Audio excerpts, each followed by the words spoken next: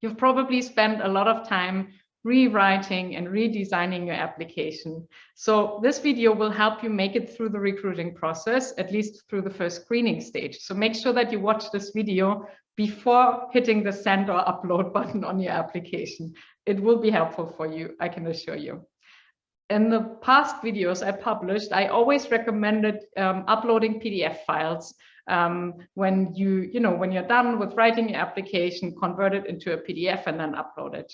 And I've recently changed my mind because there are a lot of options, a lot of different file types you can use. You could go for a doc or docx file type. You could go for HTML and so much more.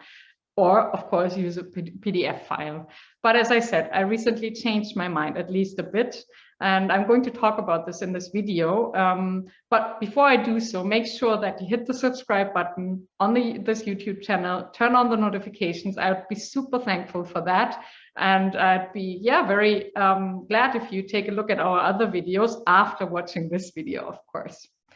So the advantage of uploading PDF files always was that it doesn't, end up with a screwed format. So I'm sure you've all encountered this. You get a doc or docx file or a PowerPoint presentation by someone. You open the file, and then it turns out that this person is probably using a different operating system.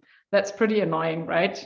Because then the format is screwed up, the design is screwed up, and you have a lot of work.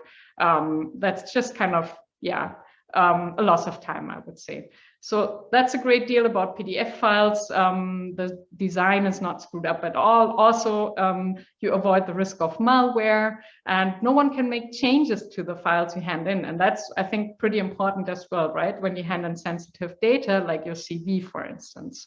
So that's why I always recommended using these files. Also, the file size is quite small, which is a kind of advantage. But here's the downside of using PDF files.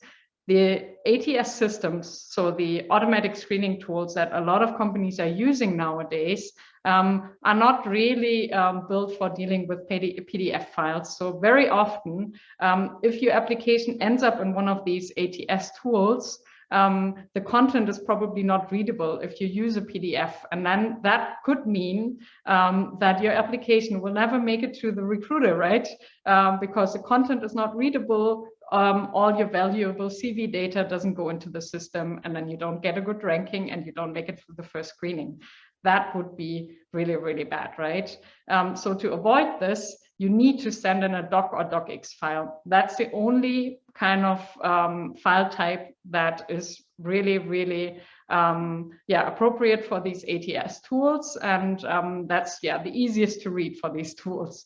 So if you are sure that this company is using an ATS tool, or even if you're not sure, but maybe you think that they may be using one, so that's very often the case with bigger companies, for instance. So if you think that this is the case, I would highly recommend using a doc or docx file instead. That's the safest option to use. I know it has disadvantages like screwed up design and so on, but you want to make sure that you make it through the screening, right? So in that case, always use a doc or docx file. And I've changed my mind about that. As I said, I used to recommend something different in the past, but the market changes, and so we have to change as well. We have to change our views on things. We have to change the way we work. It's a continuous change. So I thought that it would be very important to update you on this, to make sure that you don't make any mistakes and don't miss out on any opportunities. So that was it for today. Take a look at our other videos. I'll link a great video for you where I recently talked about ATS tools and what you can do to, avoid formatting mistakes and to make it through the first screening round. So take a look at this video and at our other videos as well, and all the best for your job search.